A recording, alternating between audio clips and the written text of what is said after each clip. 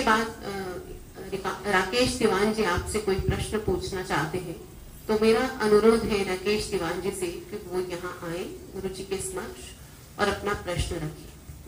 बस ये आखिरी प्रश्न हो गया, इसके बाद अगली बार है। आओ बेटा।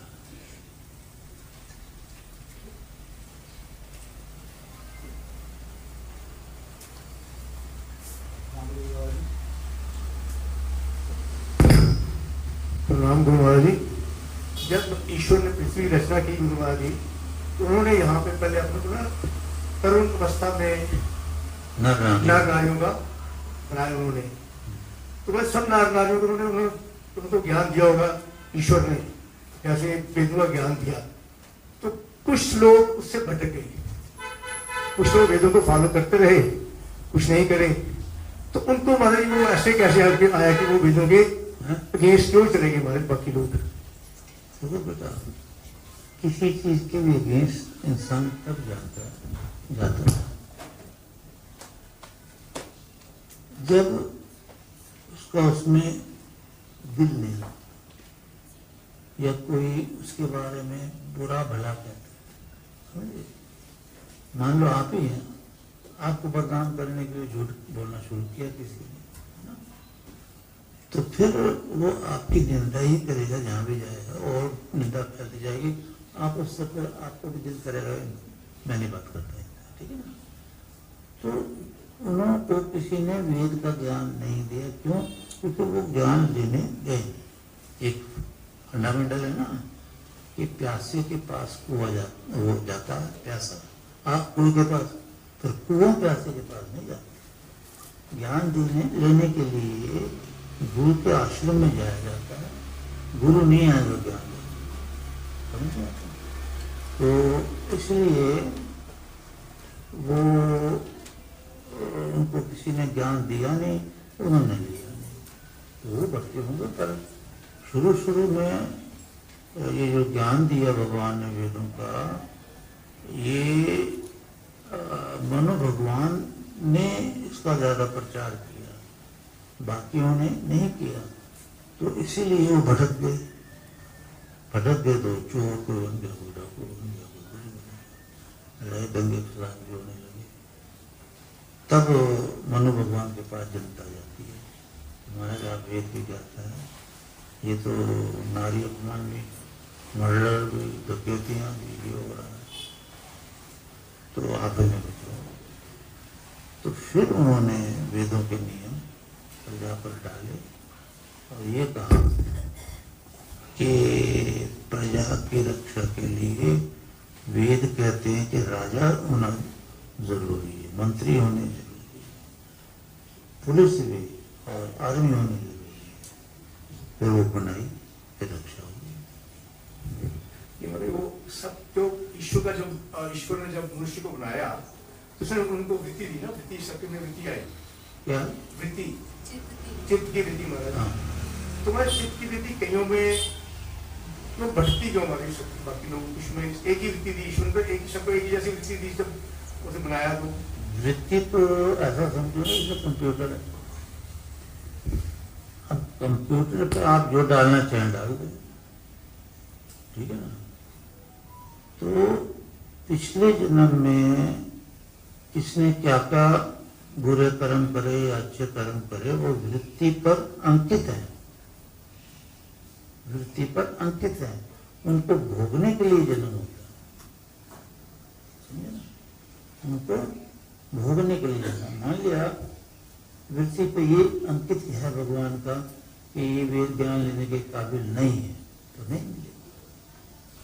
उनकी जैसे कंप्यूटर में प्रोग्राम करते हैं ना, आप तो प्रोग्राम करते हैं। हाँ। तो ईश्वर ने क्यों ऐसी प्रोग्रामिंग नहीं की कि सबकी वृत्ति जो है अच्छे मार्ग पे चले, हमारे अच्छे कर्म करें, तो नहीं सब अच्छे कर्म करें। फिर तो जरूरत नहीं किसी गुरु की और भगवान की कि भाई एक कह दिया कि वृत्ति डाल दी, अब जाओ, सब दोष रहित है। कर्मों के आधार पर दी जाती है वृत्ति।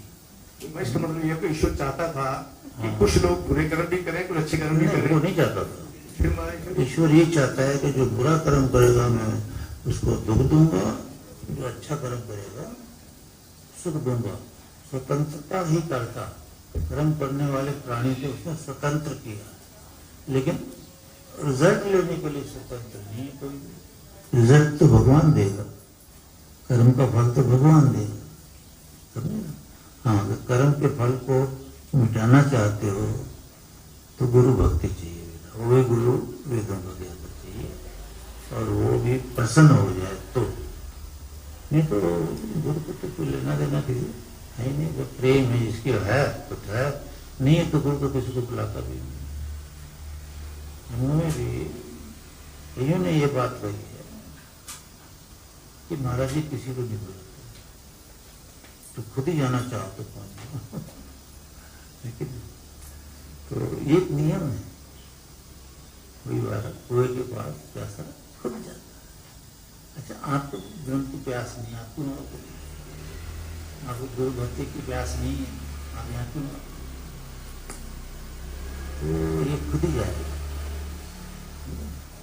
मेरा वही है कि ईश्वर ने ऐसी रीति की उन्होंने सब लोग अच्छे कर्म करें ताकि संसार में सुख शांति हो, समृद्धि हो, बुरे तत्व ना आए। देखिए, सृष्टि का ला नहीं है, वो नहीं दे सकता।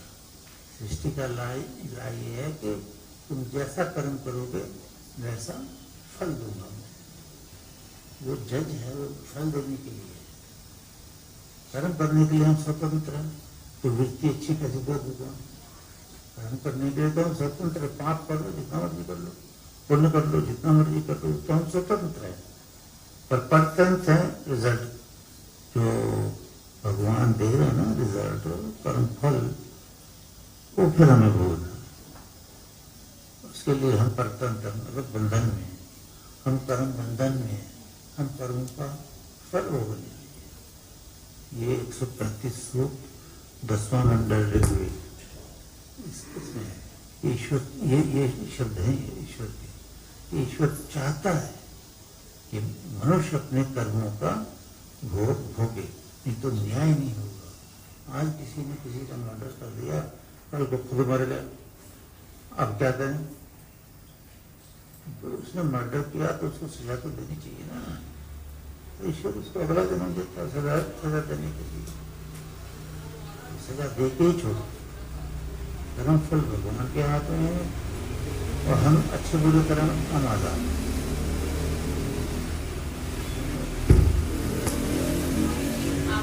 बहुत बहुत धन्यवाद। आपने वेदों से जितने भी जो अभी और भी लोग हैं, परंतु आज हम अपनी वार्तालाप यहीं पे समाप्त करते हैं। और जो वृत्ति का ज्ञान आपने yoga a divine Vedas philosophy में दिया है, बहुत ही अच्छा दिया है। पातंजलि योग दर्शनम में आपने इसका ज्ञान दिया है, वो भी उसमें बिल्कुल एकदम सब कुछ क्लियर हो जाता है। और आज आपने समक्ष भी, मैंने पहले भी ये बोला कि ईक्षण, वृत्ति, प्रकृति, जीवात्मा, ये तो मानो शब्द लुप्त ही हो गए।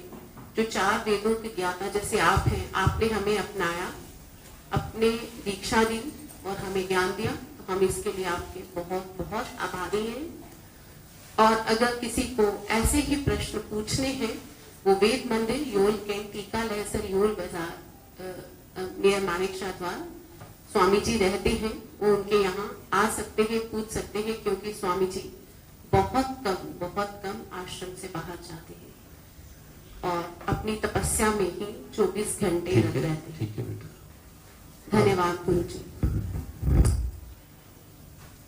बड़ा अच्छे, ठीक है।